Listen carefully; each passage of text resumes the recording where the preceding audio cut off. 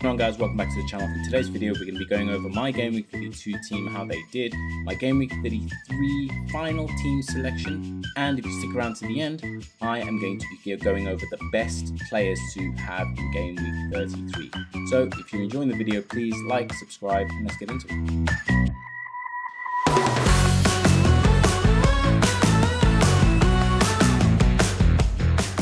Okay guys, so let's have a look at my Game Week 32 team, how it ended. 91 points in the end, which is pretty good. I was hoping for 100 plus, but hey, here's the hoping. Martinez returned, Livra, Konate ultimately didn't. Munoz, surprisingly enough, -1 over 2 legs, and that's because Crystal Palace got a thumping over both fixtures. It's just crazy. Saar did get a little bit of points. Salah, he returned only a little bit. Asensio could have been so much better, but it wasn't to be. Murphy was the star of the week.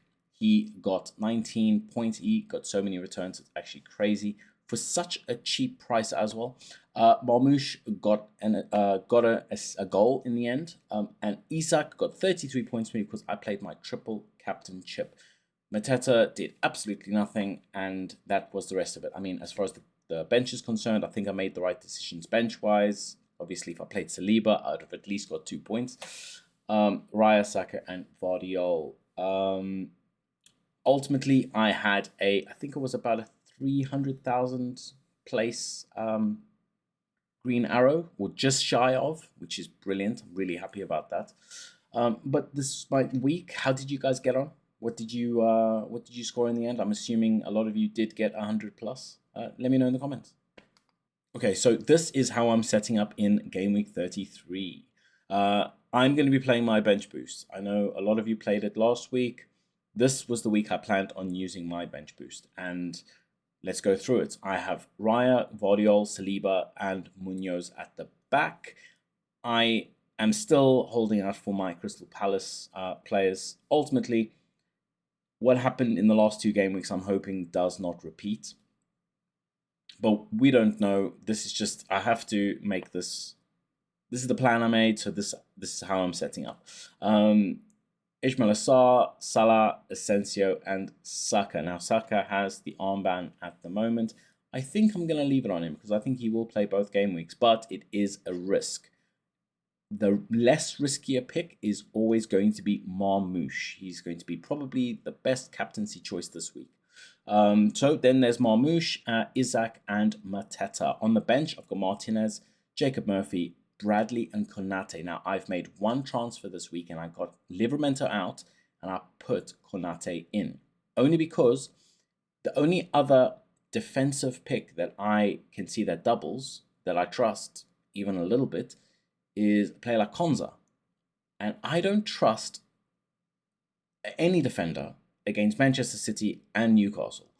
I don't think there's even a hint of clean sheet bonus there. So I've decided to go Bradley, cheap, against Leicester, awful. And I feel like that is the best route to some kind of points coming from my bench.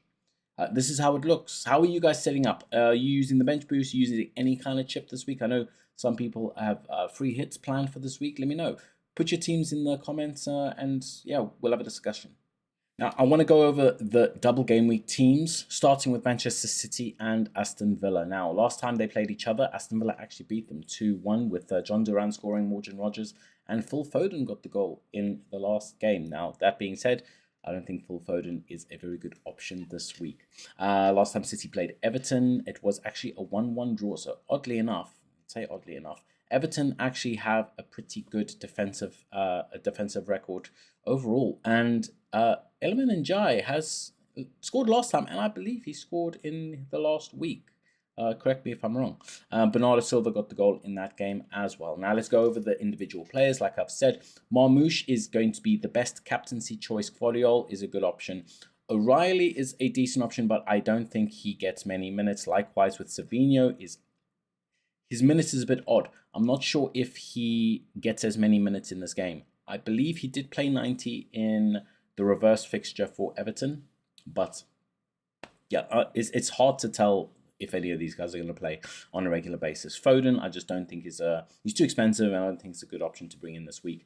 Edison, if you want the Man City goalkeeper, I believe he does play, and 5.3 maybe a cheaper option than Raya, but only by a little bit. I don't know if he's the best option. And KDB, after his performance in the last game, I think he's going to be playing both fixtures, and this is also going based on predictions that he'll play both fixtures, and basically because he's going to be ending his season now.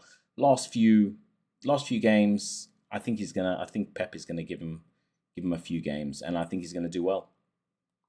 Moving on, we have again Aston Villa. So this is now the Aston Villa side. Last time they played, like we saw, John Duran, Morgan Rogers, and Phil Foden. And then the last time Aston Villa played Newcastle, they got thrashed 3-0. Anthony Gordon, Alexander Isak, and Joe Linton. And John Duran got a red card in that fixture. So, I mean, if that's anything to go by, also shows you how many uncertain players there are. Asensio, who I have, uncertain, you don't know about his minutes, and unfortunately missing 2 penalties does not help that. Mings, again, uncertain. I think he'll play, but it's uncertain. Konza, I believe, plays. Rogers, I believe, plays. Watkins, again, it looks like Rashford is keeping him out, but you just never know. He could start. Maybe he does. Maybe he doesn't. I think even Aston Villa fans don't know. Martinez, I believe, starts. There's no reason why he wouldn't unless he picks up an injury between now and then. Digne, again, it's one of those. I think he starts, but does he? Doesn't he? Likewise with Rashford. So if I'm honest, the most locked-on midfielder is going to be Rogers. The most locked-on defender is going to be Konza. The most locked-on goalkeeper, obviously, Martinez. And then we have Asensio, Watkins, and Rashford. Now, between them three, I believe Asensio plays, I believe Rashford plays, and I believe Watkins gets minutes. Now, what does that mean? Honestly, I don't know. This is a hard one to really give advice about. I like Asensio, but like I said, missing 2 penalties does not help your minutes. So possibly Rashford is the better option of them, but I know a lot of people have gone Watkins. So this one is a gut feeling, and honestly, I think Rashford's over Watkins, but it could go either way. Now on to Arsenal. Last time they played Ipswich, they actually beat them. Kai Havertz got the goal, 1-0. And last time Arsenal played Crystal Palace, looks like Crystal Palace have been getting thumpings all season long, 5-1. Gabriel Jesus, Kai Havertz, Gabriel Martinelli, and Declan Rice. Now, what's to say this does not happen again after what we saw last week? Best options from Arsenal is Raya, Timber, Saliba, all good defensive options. Saka, Ødegaard, Marino. Saka I've actually got down as a captaincy option. Ødegaard's a little bit expensive. Honestly, I don't suggest Ødegaard because he's never been the best FPL asset. He's so important for the team as a whole, but as a FPL asset, he's never been quite there. He just doesn't pick up points. Marino has been scoring a fair few goals. He's been doing really well. Scored against Madrid. Is one of those midfielder playing up top, but does he play on top? Because I know Trossard and Martinelli have been coming on. I've not updated this with Trossard and Martinelli, but they are also good options. I particularly like Martinelli. I've seen he's been playing, and he's been playing well. Really driving at the defense from that left-hand side. Picked up a couple assists. I think he's a good option. But in this, Raya, Timber, Saliba, Saka, best options. Marino, if you're feeling a little bit, if you want to get in on that midfield attack, and Ødegaard, if you definitely want to go a bit more differential. Now we're going on to Palace. Now, Palace played Bournemouth 0-0 in their last game. And like I said, they played Arsenal and got absolutely thrashed last time out. Best options are going to be Henderson, Munoz, Mateta, Sarr, Eze, Lacroix. Now, if you've not made your decisions for this game win yet, and you're maybe playing a free hit or something like that, I would not go defensive. So Henderson, Munoz, Lacroix. I would not go defensive. If you want to triple up on Sarr, Eze, and Mateta, or don't triple up. Eze is the best option here. He seems to be the most dangerous and absolutely locked on for minutes. Likewise with Mateta and Sarr. But Mateta does only play about 60 or 70 minutes, and then Eddie Nketiah comes on. So again, I would not go defensive in this game week. It's definitely more of a midfield attack kind of thing if you want to triple up Sarr, Eze, and Mateta. So yeah, that's my advice this week. And then there is Liverpool. Now they are single team game week. Realistically, the only single game week team that I'm absolutely focusing on. Everyone else, there's a few João Pedros and Evan Nielsen's and players like that, which are good to have, but I wouldn't say, oh, get them this week. Liverpool, get them this week. I would captain Salah. He's not been on form, and I know a lot of people have lost faith with him, but 71.1% owned. If you don't have him and he performs, you are severely in trouble. So he's one that if you have him, don't get rid of him. If you don't have him, I don't know how you'd bring him in. Hope for the best. Cody Gakpo doesn't get minutes at the moment. He's very inconsistent. I would not go Cody at the moment. Connor Bradley, great option that's just come in with Trent being out. Really attacking, really dangerous. 4.7 million, 0.9% owned. Very, very, very good differential pick. McAllister, I like McAllister. He's returned in his last 2 games. 6.2 million, 1.7. Again, a very good differential pick this week. Luis Diaz is my favorite of the options outside of Salah with 7.5 million, 16.6% owned. Again, this is Leicester they're going to be playing, and it's going to be a completely... Leicester are so bad. And I think Luis Diaz will eat in this game.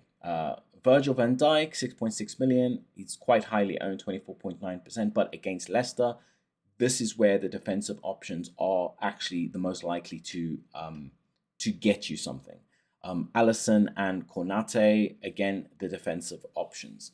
Now, I have gone Connor Bradley and Konate this week. I've doubled up on defense because I don't trust Livramento to get a clean sheet over both legs. And Connor Bradley, I'm more likely to think, look, they're going to more than likely grab a clean sheet against this Leicester squad who haven't scored. Are they playing at home? Let me think. Liverpool are playing away. Yeah, so Leicester haven't scored at home in the last 7 or 8 games at home.